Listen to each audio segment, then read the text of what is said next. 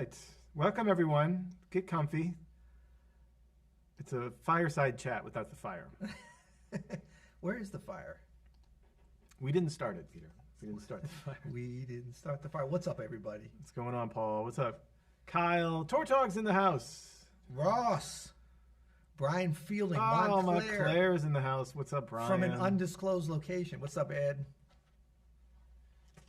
Jacob. Hey, Bill. Bill. We just met a Bill. Yeah, I wonder if it's the same Bill. Could be. Yeah, it could be. Denmark. Man, every time I heard, isn't it great to be from a place where it just puts a smile on your face when you hear it? Denmark. Yeah, Chicago. Phoenix, of course. Big, sunny Phoenix. What's up, Lance? Saudi Arabia. Nice. That's Riyadh. right. Riyadh's in the house. Yeah. Music side chat. We do have Crescent on the turntable. I feel like if we wanted to end the live stream, we could put that on. Will we get shut down by Well, Impulse? we though? might get shut We're down going to by talk about the future of the Impulse. channel is going to be Impulse. Yeah, shows yeah, now. yeah. Thank you guys so much for being here. First of all, not to give things away. This is not going to be a sad, depressing. We're going to get to it though. We're going to talk about. We don't know yet. It could be. We're going to talk about what happened to our. Did we actually burn the YouTube plaque? The YouTube plaque? that was in the Yeah, man, thumbnail? you threw it in the garbage. It's at the recycling But did you plant. see it after we threw it in the recycle? We're recycling it, which is going to be very topical. What's up, Detroit? What's up, Jack in Detroit? Bill, not the same Bill. But Yeah, it's we'd like interesting. to meet you. We just met a Bill at the coffee shop who played trumpet. I think his name was Bill. His name Bill? Yeah, Bill. Yeah. Bill. Brooklyn is in the house. Hey, I was just in Brooklyn on Sunday, and it was gorgeous. Just saw Mark Turner with Kevin Hayes. Kevin Oh, Hayes, man. underrated pianist for Underrated. sure. Yeah. Right. Not around here. He's fully rated. He's fully rated here. He's at Open accurately Studio. rated. Yeah. L.A. Cool. Well, we got some great folks, and this is a little something new for us, right? We're not sitting here and talking with each other. But, Well, sitting exactly here is a little new. It we don't feels- sit so formally normally. I know. Usually we're sitting around the pod suite, but Yeah. we had this set up going for a course that may never be. That's right. And we The were course like, well, what can we do with this beautiful two-person setup? And so we decided to go live with you all today Yeah. and just talk about really a check-in on our YouTube channel. You know, we've had this channel now for a while. Yes. But it's really turned into something I don't think we ever predicted it would. And so we thought we would just check in with you all. We haven't been live in a while That's as right. well. So it's kind of an excuse to be live with you on a beautiful Friday What's up, afternoon. Berlin? Yeah. Zimbabwe. You know what I'm talking about? Jersey, near Pennsylvania. Lots of Germany. That's good to see. Yeah, so we're going to check in, and thank you guys for being here. Thank you for supporting the channel. We don't get enough time to do that. We feel your love, and we hope that you feel our love. We read the comments. We're going to talk about that some, and we're very excited to hear the feedback. I mean, I think the process of, and I mean, Adam, you can speak to this the most because of the amazing content you've been putting on this channel. Well. But you know, we're going to go back and even talk about maybe where, you know, what we started with and Yeah. why we do the channel and that kind of thing. By the way, Harris is just making Caleb's day here with the look at the fancy turntable. This is a Music Hall MMF 1.5. Yeah, producer Caleb What does picked that this mean? one out. I don't know, but it sounds great. That's Sounds right. Great. That's right. It's got probably my favorite record of all time sitting on it, which was, you know, Book of Daniel. Y'all legit transformed the way I play. Thank you. Thank you so much. That's very humbling. You know what I mean? I think that's the main thing that we've are thinking about for the future of the channel and stuff. It's super humbling because we've been putting stuff out for years now, but really the last few years in particular with some level of intentionality. And it's a very special thing, and we don't take it lightly to have you guys as an audience, to have them as, I have to be careful here because we were instructed by our various producers here to act like we're on The View. Did you know that? Yes. So when you We're talking to each other, but we're talking to each other. Yeah. Right. And when you talk, you want to see a broadcasting trick? Yes. So if you talk a little bit, talk to the people. What's happening, everybody? I look at you and I smile. Okay, well, that's a little distracting, but that's okay. I look at the camera and I smile. That's right. Back at you. Because you always think when you're not talking that no one's paying attention to Yeah. you, but it turns out they are. What's up, Joe? That's our buddy from Houston, one of our mini buddies, but our main buddy from H-Town down there. Yeah, but yeah. this is the thing. We make videos, and we're going to talk about the different kinds of things and what we're experimenting, really to serve. You know what I mean? It's like we want to put things out, but that can be a very white knuckle experience, to say the least, because a lot of our stuff is instructional by its very nature, you know, and so we don't take it lightly when we say you should do this or you should try this. I remember starting out, it would be very much like, well, this is one way to do it. I would qualify everything. You did that too. That's the very nature of how you start to do this. And at a certain point, you realize it's like, you know what? We have to put our things out there, and this is kind of our service time. It's like you're bringing out the dish. You're a waiter at the restaurant. You can't come out and then if people look at it funny, be like, oh, I'm sorry, I'll take it back. Yeah. You got to be like, no, I believe this is going to be good. I hope that you enjoy. We put a lot of love and care We really do. and thought into this, and then you serve it up. And so that's the spirit with which we come.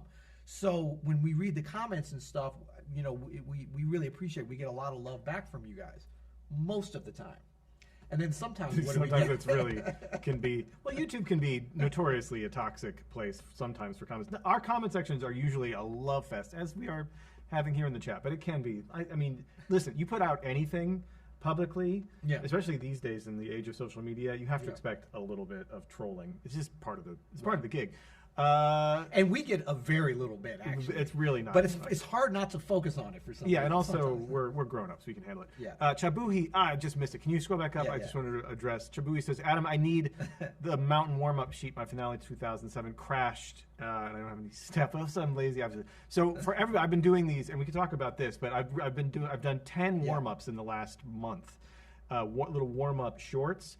And so I'm going to make a whole Open Studio course with PDFs in all keys. I'm going to warm up with you in all keys, so you'll have this as a pretty robust resource, and that's going to be happening in the next month or two. So look for that, Jabui, for Open Studio members.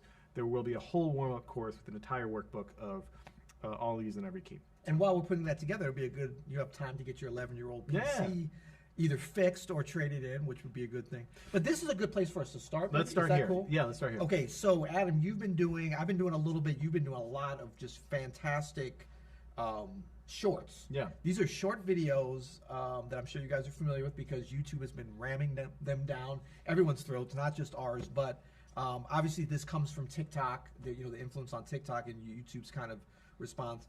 But they're 1 minute long. Yeah. There's a limit. I don't know if you guys know about that. There's a limit that we have to put them on YouTube. They cannot be longer than a minute. So that's, of course, the challenge. And actually, we've done a lot, going back even to if we count the 30-day challenge at the beginning of the year. Yeah. And now what you've been doing. But, yeah, what Shabui was talking about, the mountain warm-up, it's really part of a series of warm-ups that you've done. And they're so brilliant because I've actually been sneaking and using them as sort of warm-ups and warm-downs. They're good warm-downs as well. They're good warm-downs. Well, they're little mini diatonic theory exercises, actually. Yeah. It's like a working, actionable theory workout. Right. Where you can work some of your brain, your harmonic brain. You can work your hands in a way that warms them up nicely. Yeah. And then you get some muscle memory of where chords naturally lead to in like 85% of songs. Right, You know what right. I mean? So it has been a really, and it's just a great framework to work within. But maybe we could talk a little bit about why we're doing so many shorts, because you might have noticed that, and it's funny how this ebbs and flows, but we have switched in 2023 from more long form videos on the channel to a lot more short form videos under a minute. And it's funny, Peter, I was thinking like our very first successful videos were Peter's 2-minute jazzes. Raise your hand if you remember 2-minute jazz. It's been a minute since we've done a 2-minute jazz. Died. It's been so long. It's been so long. Sorry. But no, We've lost Peter, some of them. Peter sort of started his channel and then this channel on the 2-minute jazz concept. So a really quick lesson. I was TikTok before there was a TikTok. And that was popular like 6 years ago, right? 7 years ago. And then 10. YouTube, 10 years ago. Then YouTube really started pushing for like view length. So 10 minutes is the sweet spot. 8 minutes to 10 minutes, 12 minutes in this sort of range. And we started to do more long form videos. My long form videos, I can't make a video that's not around 20 minutes. Like it has to be 20 minutes just for the way that I like to talk and flow. And so we switched to more long form videos. You started doing more long form. We just did longer and longer videos. And then now YouTube, in an effort to really compete with Insta and TikTok and even Facebook in a sense, is going for more shorter videos, and you're like, well, what are they doing? Are they showing up at night at Open Studio headquarters and threatening you if you don't? No, what they're doing is they're kind of no, like, we put out regular content, and you can find this on pretty much across the board YouTubers of any genre, whatever that is. It doesn't matter what they're even big YouTubers have made videos that like whatever is happening with the algorithm, they're really punishing you by not putting your long form videos in front of as many people. So it's just a sort of an indication for us of where. But you know what? With that said, I've really enjoyed the short form. Like it's really, we had been doing long form for so long. It's been really nice to actually just switch up exactly how we do everything and help us rethink. It's just like if you're on a gig and like if you do the same solo every time, the same length, and you start out fast or you start out slow every time or whatever it is, and you build the same way every time, you do the same trading every time, it gets boring. It gets boring. So it's nice to actually switch it up. So I'm happy with what's going on. Yeah, and I think our feelings, and we've talked about this a lot here, Adam and I, and just among the whole team here, is similar. Like I'm seeing some of the comments here. There's some people that are like, I hate the shorts. Well, no one's saying they hate, but they're like, I don't like it. I do like it. And that's very much the way we feel to a certain extent. I would say that, you know, kind of what you just said, it's almost like, you know, if you're going bowling and you put up the guardrails, you know, like for the little kids because they're always going to the gutter. It's almost like that's what shorts are. It's giving you guardrails. And as long as you're still bowling without trying to just throw it down randomly, knowing it's going to hit something, well, there's an art to that. KSTL says they always feel cheap. We're definitely trying to make our shorts, like we're trying to give the shorts that we do, the same love and attention that we would give a long form video. So those warm-ups that Peter and I were talking about that I'm making, we're trying to make them with as much impactful, useful things that you can get out of them in 60 seconds as possible. And it's a really fun challenge. It's a nice, it's like restrictive practice. It's like very, it's like restrictive teaching. Yeah, exactly. And I think that what folks need to realize, and I know you guys do, most people do, but the response that we've gotten, because we do put those on TikTok too, we just looked yesterday at some of the response. I don't think over there they're understanding as much because TikTok is not the same. It's a one, I mean, we're putting up the same videos, but yeah, the audience is the same. It's a 1 minute video, but like say your warm-ups, especially when you say, okay, now take it up through all 12 keys and you're good to go. That doesn't mean it's a 1 minute practice thing. This is potentially each one of those, I would say easily a 15 to 20 minute warm-up done purposefully and with intent. Well, I mentioned we're about to make this course. I anticipate each lesson, which will be based on each one of those warm-ups, once you take it through all 12 keys, will probably be about 20 minutes. And like Pepe says, shorts are good when done right, as you guys have discussed. I've noticed that some channels are so obvious with their intention with shorts, not to educate, but to engage. Yeah, that's a constant tug for us here. And I mean, I'd be lying if I said that we don't talk about engagement, you know, and we don't look at that. Our intention is absolutely to educate, but what we find is if we don't include some entertainment, then the engagement, you know, I mean, how many times have we put something and then people are just like, oh, that's easy, you're making it seem easy. It's like, well, when you do anything. No, but it's like, yeah, I mean, it's hitting that sweet spot, and I've gotten better at it. But it's like between this is what the aspiration is, and this is how you can actually get there. So you talk about a restriction of 1 minute, then that becomes a real challenge. Get rid of all the fluff and stuff. And so we're experimenting here. Somebody else, I think I already lost it. Thank you guys for all this stuff in the chat. It's going so quick. Yeah, this is so much fun. You know, we're never gonna do, like somebody said, Jack says, I get as a creator, shorts are the dominant move to stay afloat as a business. That's not really why we're doing it. We're experimenting. Like, we're never going to put content out that we think is crap just to fit in with 60 seconds or something. You know what I mean? We're only going to do it if we can do something interesting. I think ultimately in a 10-minute video or a 20-minute video, we can shine more. You know, I mean, if Adam has a concept on warm-ups, it's always going to be, to me, more interesting, but not necessarily to everybody more engaging. It would be for me to hear that over a longer period of time. But if people don't see it, you know what I mean? So we're never going to force these things in. But like I saw somebody else say earlier, like I go to YouTube when I'm going to look at stuff, not even necessarily music, just the types of things that I like to watch. I like the longer content. You know, I'm not a big fan of the shorter stuff. I like both. I think both serve a purpose. Here's what we do want with this, and this goes to any content that we do on this channel or in Open Studio in general, which we should talk about the difference, because I don't know if a lot of people know there is a difference. But the shorts, for me, someone is going to do nerdy jazz piano stuff in short form. And most of it, a lot of people are going to try, content makers are going to try to do it. A lot of it is going to be pretty bad, right?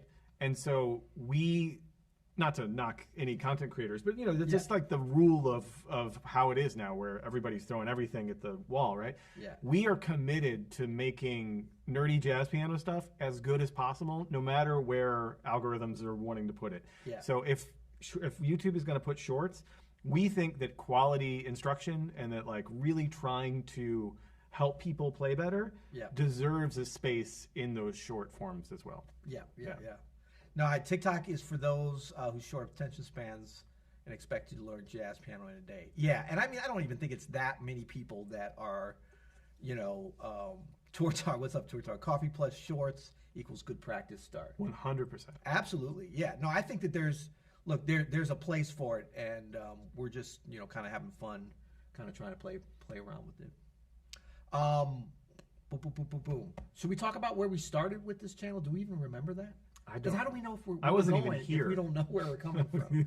I wish I could remember. I remember creating the channel. I don't remember why. It's like anything. It's like, why do you do something?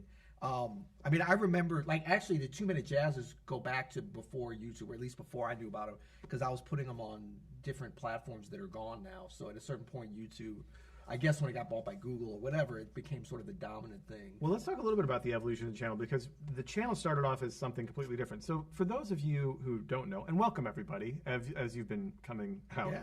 Yeah. For those of you who don't know, Open Studio did not start as a YouTube channel. In fact, not at all. It started as an online lesson platform, starting with your lessons, and then very quickly with Gregory Hutchinson and Romero Lubamba. Those were sort of the first 3 big platforms that Open Studio released. And the YouTube channel was really just a promotional to put like commercials. I mean, there were we didn't have any, so there were some lessons, but they were straight from the courses. It's like, here's a sample lesson, right? And not, you know, we're actually going to intend to teach people with a YouTube style. There actually wasn't a YouTube style back then. No. I mean, this is like before even Adam Neely and all this stuff, right? So that was the original intention. And in fact, here's what's so interesting, y'all. So back in those days, in like 2014 probably, 2013, 2014, the prevailing wisdom amongst sort of e-learning, e-commerce was that if you gave away too much stuff for free, nobody is going to go beyond your paywall to buy your actual, you know, content that you're making for your business. So it was suggested actually that you don't put too much out there, or don't put any, or don't put any, right? Just put like promos and maybe like talking about what you're putting behind your paywall, and don't put too much free content out there. And so that was that was like that for. It seems like a long time ago now, but it wasn't actually that long ago. There's still a little bit of that feeling, and there's, I mean, even in the jazz community in general, I think that's a staleness that we have to get over, that like, don't give away your secrets. Oh, that's, I've always that's been a really interesting, that's mostly a jazz thing. It's like, don't spill the tea on how we actually do things. That's a very old school way of looking at it. But you know, what's interesting is that once we started to get into YouTube instruction and not just repurposing Open Studio, you know, lessons, but really trying to use the format of YouTube, you know, inspired by some really great YouTubers. Shout out to Rick Beato and Mr. Beast, where you at? Amy Nolte, and pioneers. Yeah, for sure, Pioneers and all those folks. Adam Neely, for sure. Noah Kelman, I think we got some inspiration from early on. But those, Piano Johnny even, that kind of stuff showed us that like if we put some intention behind what we put on YouTube, even the free content, it doesn't keep people from becoming Open Studio members. It actually forms a big part of the community. Right. And so there's really like a solid pool of people that are Open Studio members, and then people that are just on the YouTube channel. But I feel like there's always this flow between both, and it's just been a great way to connect with people that we wouldn't have otherwise. Yeah, and I think for me it's been really a pleasing kind of vindication in that when I first started, even pre-YouTube, with the 2-minute jazz, which was going on to the Apple Video Podcast. Big shout out and RIP to the video podcast the video iPod, which started all that, which really kind of forced them out for our dead hardware. But I, you know, when there was this prevailing thing of like, don't give away too much, don't give away anything, just tell them what it is, because this content is so scarce. I mean, I remember when I only knew of a couple people that were doing any kind of lesson sites, and like it was hard to make the videos and the bandwidth and to set up the site and stuff like that. But I always felt like, you know what? If I show people what we have, if I share this, they're going to be interested. Like they're going to want more, and there's always more information to give. I never had a scarcity mentality because I had such great teachers. You know, and we've talked about this. We talk about band directors. I know you had some great teachers as well. But I always came from, and starting with my parents, like very much like in terms of musical knowledge, this was not something that we owned. And so I've always bristled at the sort of prevailing jazz community attitude towards a little bit of a scarcity mentality with what we do. I think it's interesting because we're at a time now where we can really kind of flap our wings, I think, as jazz musicians in the time of AI, in that I think we're going to be the last things that can be taken away or duplicated by artificial intelligence. But is that what we're talking about today? Does anybody know that? Anybody realize how obsessed Peter is with AI no, right now? it's not just me. That's all I he don't talks know. about. But I know you're an insulated, YouTube creator, content creator. ready But for no, I think that like worrying about, AI is gonna wipe out some fields, but I just don't think it's gonna be this. So I don't worry about it from that standpoint. In the same way that I'm like, how can I take some knowledge and information that I learned from, Freddie Washington 40 years ago when I was coming up, and not be generous with giving that away. It's just now we have a tool like YouTube where it can reach the masses. Like this is the dream to me. And when it was hard and you're putting it on these weird platforms and you have a flip cam and there was no iPhone, this just makes it even more fun to me that we can even talk about a short or a long or whatever. To me, this is all good. And it's not to say that all the content we've put out, and certainly not all the things that I've said in the videos. I go back and look at some stuff, and we've taken some stuff down when I'm like, you know what? That wasn't right what I was saying. That's like counterintuitive. That might sound okay, but that's not a good way to teach it. I've made mistakes like that for sure. We both have. Everybody does. But I think, on balance, what we have put out there, what's most gratifying to me is hearing from you guys. Like, if somebody just watches the YouTube channel and is like, and we get these comments where it's like, my playing is so much, not even so much better, although people say that, and I think that happens, but when they're like, I'm so excited to practice. I'm watching, Sugar Chords from Adam, and like, this opens up a whole new way of thinking about music. That's what we're excited about, because we're using these tools, yes, to expose people to Open Studio and stuff, but it's really more about like being a part of a community, creating a community. We didn't even create the community. It's more like just creating a gathering space for this music, where we can connect with people. And it's something that I always felt kind of pre-internet and pre-doing all this when I first went on tour with Betty Carter. I remember in 1991. Big shout out to the early 90s. Hey. Raise your hands if you don't remember that. And a little bit. But no, it's like, I remember the first time going to another country and like meeting people that I couldn't necessarily communicate with very well language-wise, but they understood the music and I understood their love of the music, if they were audience or if they were musicians. Like that kind of connection that always deeply resonated to me. And so I couldn't have dreamed of having something like this where there's people, watching and chatting. Like to me, this is like, I could sit here all day. What's your schedule like? Yeah, we might be here for a while. So interesting, because Mario and Costa were just giving a shout out to Bob DeBoo. Yes. About how they joined Open Studio because they watched Bob DeBoo live on YouTube. And so this kind of brings us into, Peter, maybe the sort of second era of the Open Studio YouTube channel, maybe the third era of the Open Studio channel, which by the way is now past. This era has passed. Really? But this is the pandemic live era. Oh yes. Because there was a point during sort of the quarantine period of the COVID-19 lockdown, like 2020, 2021 even, when we were going live at least 4 or 5 times a week with various, we were doing the listening session live on YouTube. I was doing 2 live guided practice sessions, live. And Bob DeBoo was doing 1 live. We were doing just randomly, you would go live and do some stuff. We were doing all kinds of interviews. We had a series with Ulysses Owens. Romero would do live concerts. We would do all Friday kinds night. Of things. We were live like all the time.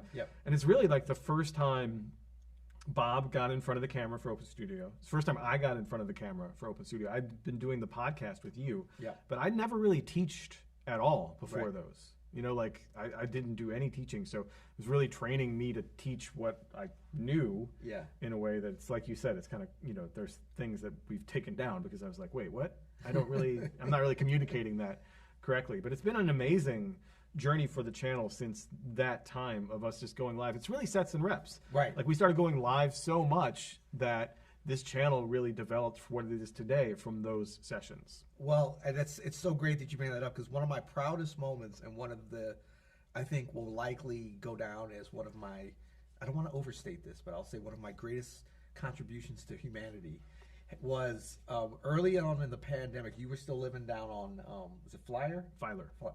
Filer? Yeah. Oh, no wonder I couldn't find it. I was You looking never for find Flyer Avenue.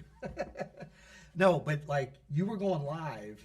I mean, I was doing live stuff too, but like we were really trying to figure it out. I mean, we were doing like, we were afraid to like be physically around each other for good reason, but we were like texting each other constantly, like, yo, get this like, get this. We were trying to source stuff. But I remember watching one of your lives and I was like, dang, man, he's really, like, you were killing it on there. But your overhead camera, like, it was something like I was shaking. Well, it was shaking because I remember I'd be like, "Yo, that was great, but we gotta." Oh no, there's some where you could see the stand for the camera is like cutting the frame in half. But this was one I remember when it was just like sputtering, and I knew it was like a bandwidth issue, and I was like, "What computer are you using?" And you were like, you gave me the model number of the Mac Mini, and I knew it was a slow. I looked it up; it was a slower model. I was like, "Yo, I'm coming over in 2 hours," because I remember I went and ordered us. The fastest one that you could get here, because I went and picked it up from the Apple store. You couldn't even go in the garage of the Galleria with a guy with a hazmat suit. If you ordered, would be ready with the box and leave it for you. I went and picked it up, and I went and dropped it off at your house, and it was like, because I was like, okay, this is a real connection in a way that we had done other things, but that was like I could kind of peek around the corner and see that next level then. Yeah. And so it was more like about the only thing that's going to stop this train is bandwidth or technology or copyright. I mean, all the stuff that we battle with just holding this thing together. But I'm like, as long as people can get that, what it is that you've got to go, you're only going to get better at it. But people are already like, oh my God, this is life changing. And I was like, we got to get this stuff out there. Well, that's kind of where this second phase, the live pandemic phase, shifts into where we have been for the last few years. Yeah. Which is what we've discovered, and I think what a lot of people discovered during that entire quarantine. A lot of people went online more than ever. Yeah. For better or for worse. But we discovered that there could be a sense of community, a sense of connection across the internet that you might not have even thought would have existed. You would have treated learning jazz piano or teaching jazz piano as just an here's the information exchange that there is. We did not expect there to be like, hey, what's up, it's Ann from Germany, and it's Tortog, and it's like the same people would sort of replace at that time, your barista or, someone down at your mailman or whatever it is. Like, and it became a real community, and that has transcended that time. Yeah. And that's now really the foundation of what we do everywhere, is that we don't do it as a way to hand off information. It's more of a way to build a community and connect with people and find people that are into the silly, stupid, surgically nerdy piano stuff that we're into. Yeah. And just connect with them. Absolutely. And I think that the live part, of course, the timing of the world, all this stuff kind of precipitates some of this stuff in a way that we can never predict. But I think the live element, and the reason we've continued to do, the reason we're doing this right now, is so important because it's so connected with this music. I mean, this music is improvisation. It's like thinking on your feet. It's being connected right away with something, with a concept. And I think what that enabled us to do, people are seeing you. I mean, you're doing guided practice sessions in real time. Yes, they can watch them recorded and they're really good, but it's not the same as being there. I mean, that's why Open Studio Pro has taken off like it is, because that came out of that exact, little breeding ground that you created with testing these things out and seeing how people respond. And it was always about, I remember, when we were talking, you're like, such and such is really getting better. Like, this is really, like, the stuff works. And so it was more about us as opposed to, I'd love to say we had this great master plan. The master plan was just like, pay attention, try some things, and see if it's working, see if it's resonating. Because, it's one thing to be like, it's on lockdown, so we're going to do this. It's like, but people aren't going to keep wanting to be a part of this if it's not working.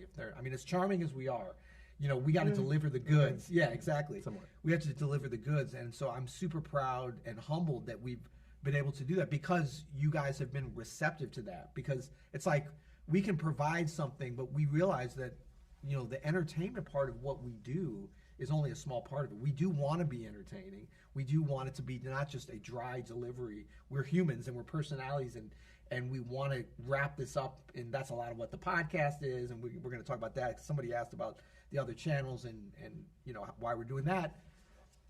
But in the end, I always come back to like the service side, like who are we here to serve, and what problems can we help you solve?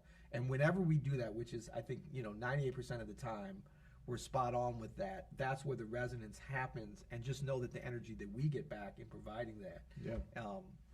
So Harris's Chick Corea was doing live stuff during. Oh, it was so good. Absolutely, Yeah. man. He was such an inspiration. R.I.P. You know, to the extreme. I don't think there's a day goes by that I don't think about Chick Corea or his music. It's crazy. I mean, it's weird because I wasn't like. It's not weird. And well, I mean, it's weird in that like I wasn't. You know, I've talked to Christian McBride and Brian Blade about this because they were, you know, touring with him right at. They were kind of in his last band in a way. They were on tour for his last live performances and stuff. And I know I never had that kind of experience. I knew him a little bit, which was, you know, just a joy and an honor. So there was a little personal connection, but not like a lot of people had. So it wasn't like, but I just think about, and obviously, like all of us pianists, you know, there's a huge connection with the music. But, you know, who would have known that he'd have such a towering, continuing. That's the beauty of this, though. Yeah. Wow. Truly. Yeah. So maybe we should talk about the future of the channel, as that's what the video is, this live is titled. Yeah. We've talked about sort of the history of it and where we have been, but it's certainly changing pretty quickly. Peter, where do you see this going? Where should we go in the next year or 2 years? Yeah. Yeah, me neither. If you have any ideas, put it in the chat. No, I think, you know, as we are sort of, first of all, where do you see it going, Adam? Well, I think, and then I'll come in. I'll play cleanup. It feels like, just from what most people have responded to, there's always going to be a balance between putting out very functional, practical information, you know, in a way that's like our mission is to make it as clear as possible, right?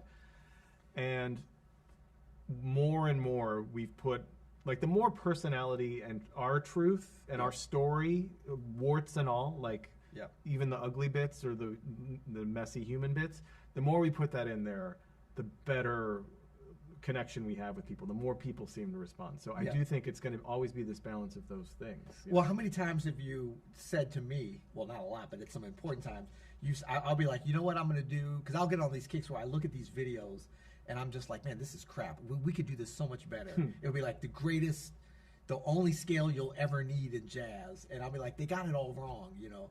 And I'm like, I'm going to do a video on this. And you'll be like, are you really excited about doing that? Or are you just trying to do a better video than them? Yeah. You know? Yeah. And which has been really good guardrails for me. But I think, you know, to your point, is like what we're passionate about. This is a lot of times where we do go against, you know, the official YouTube creator, you know, kind of best practices. For instance, in what kind of content we put out. Obviously, our bread and butter, and I think what a lot of folks subscribe to us for, is like straight up jazz piano and beyond, but like kind of jazz piano tutorials, as in like, this is how you can learn to do these voicings. This is how you can learn to play over this, or whatever, you know, really jazz piano tutorials. But some of the stuff that I've been most passionate about that we've made are like the Stevie Wonder videos, which we're not a Stevie Wonder, we're not a 70s soul channel, we're not a, you know, we're kind of a jazz learning channel, but we found some good audiences there. They've been really fun for me to make. They've been huge productions here for us in terms of like time and resources, some of our biggest ones. So we can't do them. I mean, even if we wanted to do one every week, we literally don't have the staffing to do that. But I do want that to be part of like the future of the channel. It's not like necessarily a smart business part of the channel, but it's something that's fun, and if you guys want to watch it, and that's where it gets into a gray area, not a gray area, but a funny thing for us, because I think that if those kind of videos don't get a lot of views, and a lot for us is not necessarily any, it's all relative to the size of our channel, right? But if they don't get a certain amount of resonance, and not even necessarily views, just sort of engagement, like comments and people being like really enjoying them, then it is hard for us to keep doing those, because they take up so much time and resources, and we don't make any money on that. We don't make any money on the YouTube channel, period. But that's also not why we're doing this. We have a luxury of not operating this as its own thing, where that's why we don't have sponsors and we're not doing brand deals. We don't have to concern ourselves with that. But even with having the focus on making content, we still get these guardrails of like, what do people want? What do people need help with? What are we here to serve? And it's a shifting thing, because we do have things that we're passionate about. And I can't say that, well, like on the first Stevie Wonder video, I feel like I inspired people a lot on that.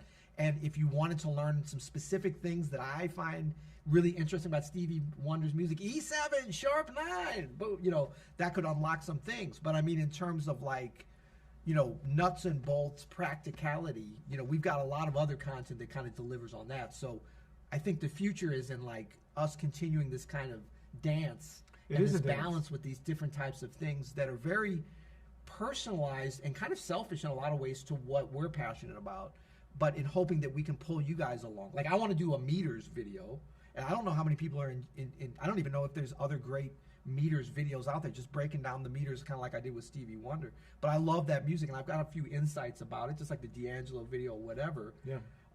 So that's kind of where I see the future going. Yeah, it's gotta be a balance. Like, the thing is if you just do videos on this voicing structure and drop 2 and the diminished scale, and that's all you focus on, that's not a good musician.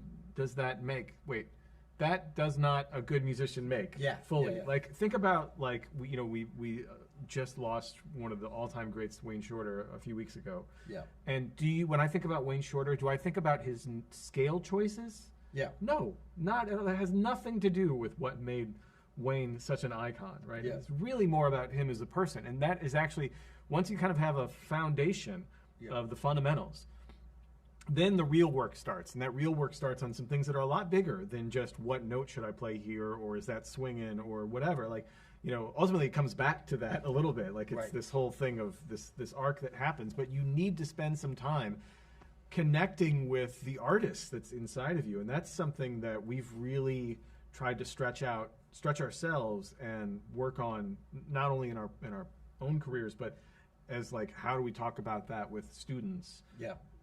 Both in Open Studio and on the YouTube channel. And I think that's something that we will play around with more, because ultimately you can do so much with so little if you have that kind of personal artistic confidence. If you have that inner fire, you don't need to know every single bit of theory or even why what you're doing sounds good. You can just make music and sounds that sound good.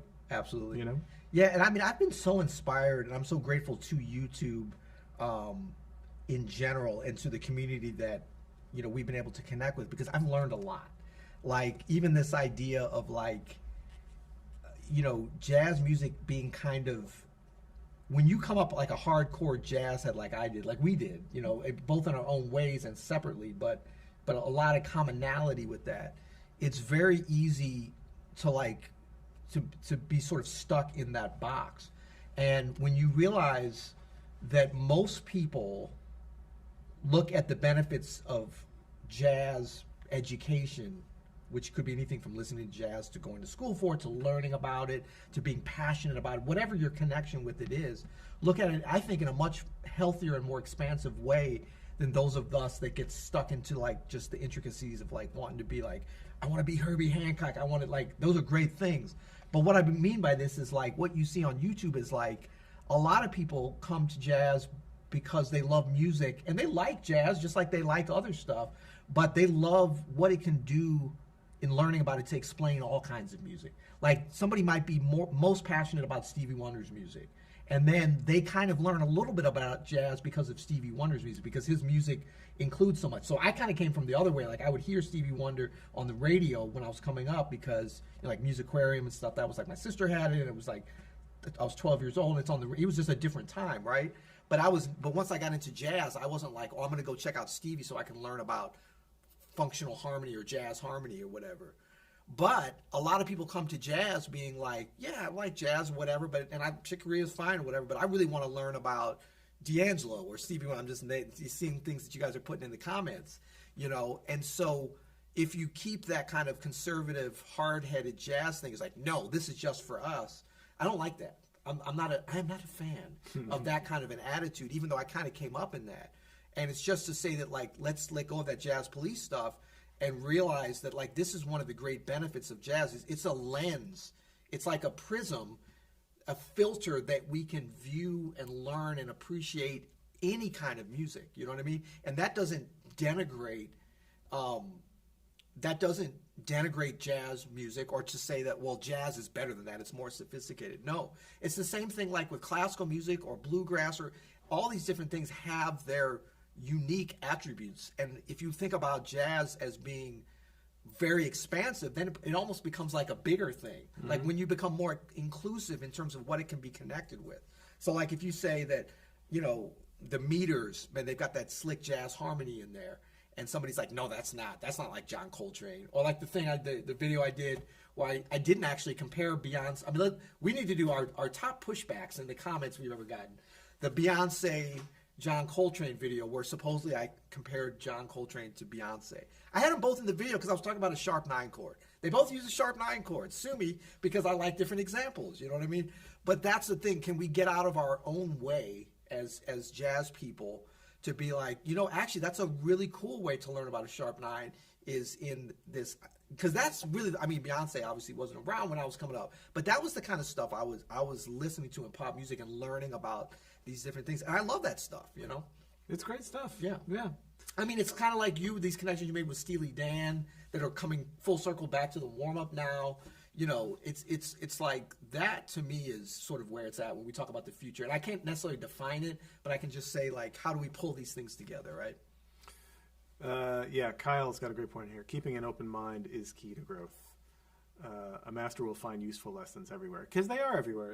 It's very true. Even in things that don't seem like useful lessons, you can learn quite a bit. Thank you, everybody, for being here today. This was really fun to talk about. Oh, we done? We don't have to be, but Well, we've just covered the getting started, past, man. the present, and the future. See, we talk about guardrails. He's keeping all my guardrails. But you know what? This is great that people saying open mind, but there is, and I do want to just touch on that before we leave, not to go on a negative, just to go on an understanding of this. Like, there was a lot of pushback to a couple of things that we've done, and just know that, like, we hear this stuff, and we know for most of you guys, you shouldn't be, and you're not sitting around worried about us and reading the comments or whatever. And, you know, we appreciate that. We appreciate, like, getting a pulse on what folks are thinking about and trying to get a handle on this. We're not here to define what jazz YouTube is, what the jazz scene is. That's the great thing about this music, about this community. It's self-defining. It's you know, it's like any kind of political party or something that needs to have a leader, a dear leader, that's like, you know, defining things. Like, that's just, let's just say this is the opposite of that, which is what makes it so fun, Yeah. I think, for us to be part of. But when we keep our ear to the ground in terms of, like, the music and how people are responding and how we can be of help and how we can be of service by, like, making these connections and stuff, I think that's where we excel. Service and gratitude. It gets you everywhere you need to be, no matter what Servitude, you're doing. we call that. Servitude. No, We just that's not what invented. Peter just invented another word. That's like the third one this month. Right. All right. Thanks, everybody, for being here. Yeah, man. Shout out to our Open Studio crew for putting this together. What's up, Ed? This is so much fun to hang. And, yeah, we'll probably leave this up, yeah? Yeah, of course. Yeah.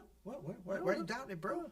Thank you. If you made it all the way to the end of the video, thank you for being here. One of my favorite YouTubers always says, I think that's such a big shout out, Kofuzi. Gentleman's Agreement. Gentleman and Ladies Agreement. Yes. Perhaps- Oh, we got to talk a little bit about the other channels. Yes. Other channels, yeah. Gentleman and Ladies Agreement is, we started this over at the You'll Hear It channel, and we invite you over there. That's where the podcast goes. I'm amazed at how many people don't know about that, We have two channels. We have the Open Studio main channel where you're Yes. getting all these tutorials. which is what you're watching right now. And you're watching right now. And then we have the You'll Hear It channel, which is a channel we made exclusively for the You'll Hear It podcast, because it's kind of its own thing. And Yeah. that's grown a lot in the last year since we've started. It's not even a year old. We started it in the late summer, early fall. Yeah, So, yeah. We invite you over there. And the Gentleman's Agreement is just that you will subscribe now to this channel, right? These are all subscribers, man. Are Come they on. all Nobody's on subscribers? here. No, there's But gonna if be you're people- not, No, we've looked at this before. Sometimes we get upwards of like 50% or more of people watching the videos. Sugar Chords, come on. Obviously, not all of them are subscribers. all right, buddy. Yeah. know what I'm saying? Yeah. So the idea, the Gentleman's Agreement is we will deliver a lively and informative discussion today, but usually jazz tutorials, videos about music, just fun stuff. In exchange, it's totally free. All you have to do is subscribe and then click the little like button. See, now we're being YouTube creators. Now we're sticking to our knitting. That's how you do it. And it's a gentleman and a ladies agreement, because we're not there checking. So we're doing it from afar, but we know you guys are doing it. So Yeah.